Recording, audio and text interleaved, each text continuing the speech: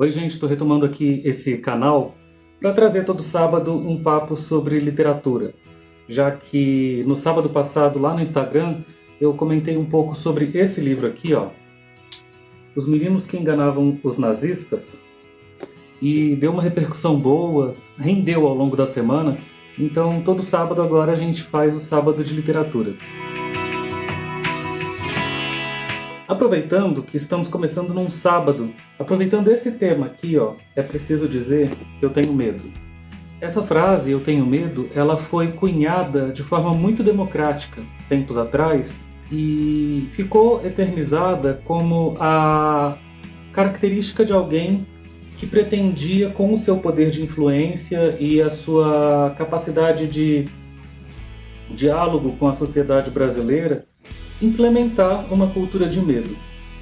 E o que nós estamos vivendo agora nada mais é do que isso, né?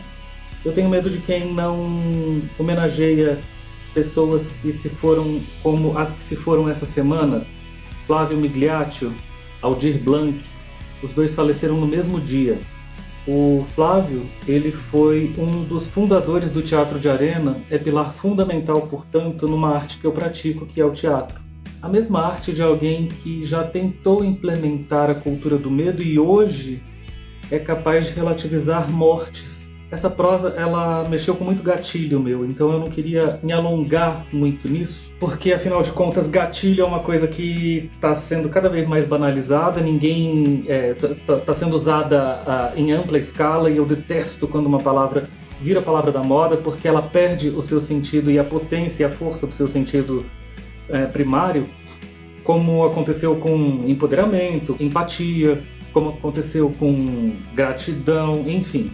A gente sabe o tamanho do artista quando a gente percebe pela sua produção e pela sua capacidade produtiva coisas como: Aldir, a gente segue aqui andando na corda bamba de Sombrinha.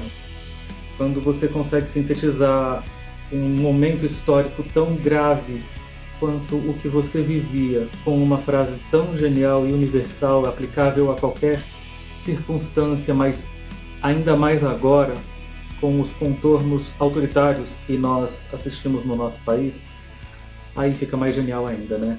Mas a gente continua por aqui porque você bem sabe que o show de todo artista tem que continuar. Eu fico imaginando Aldir Blanc chegando lá no céu, encontrando Elis Regina, encontrando tantos outros, né? Encontrando o irmão do Enfio e o próprio Enfio, citados no Bêbado e Equilibrista. Nossa, deve ter sido uma festa. Enfim. Os Meninos que Enganavam Nazistas foi o livro que eu falei na semana passada, é do Joseph Joffo, é da editora Vestígio. Esse livro é uma história real, já virou filme, é importante que se leia nos tempos atuais, mas hoje eu vou trazer aqui um outro artista genial, porque eu não vou me dar o trabalho de desenterrar mortos, eu vou homenagear os nossos mortos e homenagear mais ainda os nossos vivos. Olha, Milton Ratum.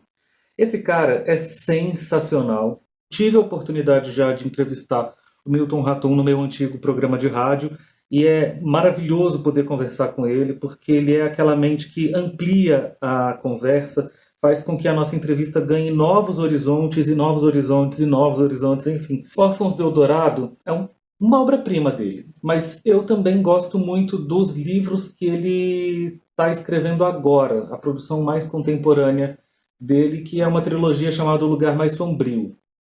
Eu li os dois primeiros, o terceiro ainda não foi lançado, que são maravilhosos e que são fundamentais para você também compreender os tempos atuais. É por isso que foi tão importante a gente falar sobre outros assuntos que não literatura na abertura desse vídeo.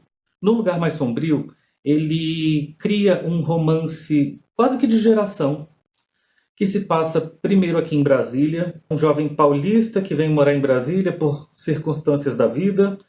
Aqui em Brasília ele se junta a um grupo de teatro, ele mostra uma Brasília que estava recém-construída e efervescente, cheia de vida, cheia de pulsão, né? Principalmente por causa dos artistas, principalmente por causa dos universitários, quando acontece o golpe militar. E o livro, tanto o primeiro quanto o segundo, relata a busca dele pela mãe, porque ele nisso perde o contato com a mãe. E aí é super importante a gente fazer o paralelo com os desaparecidos durante o regime militar, durante a ditadura. Ainda não se sabe se o que aconteceu com a mãe Martim, que é o personagem do Lugar Mais Sombrio, foi um desaparecimento político, porque ainda vem o terceiro livro para dar o arremate final. E, inclusive, eu não recomendo que ninguém comece o Lugar Mais Sombrio pelo segundo livro, não. Começa pelo primeiro, depois vai para o segundo. O primeiro é A Noite da Espera, que é esse aqui. E o segundo é o Pontos de Fuga, que é este aqui. Mas eu quero tratar do menorzinho dos três, que é o Órfãos do Eldorado. Esse livro eu li em 2 dias. Ele tem 107 páginas no total, já com agradecimento, prefácio, enfim. E essa temática da busca se mantém no Órfãos do Eldorado. Na verdade, se mantém agora, né, no Lugar Mais Sombrio. Mas, enfim. Aqui a gente tem um retrato muito bacana e muito interessante do estado do Amazonas naquele período do ciclo da borracha.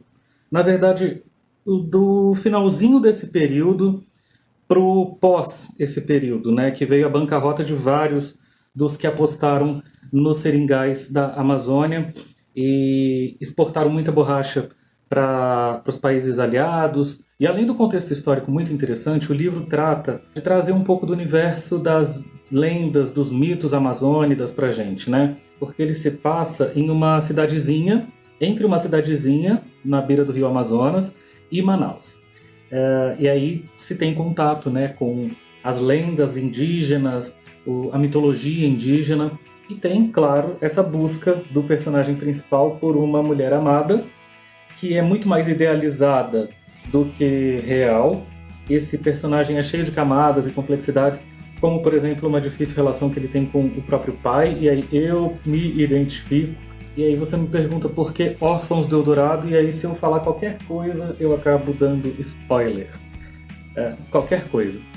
Quando eu peguei o livro pela primeira vez, eu imaginava que se tratava dos Órfãos do Eldorado do Carajás.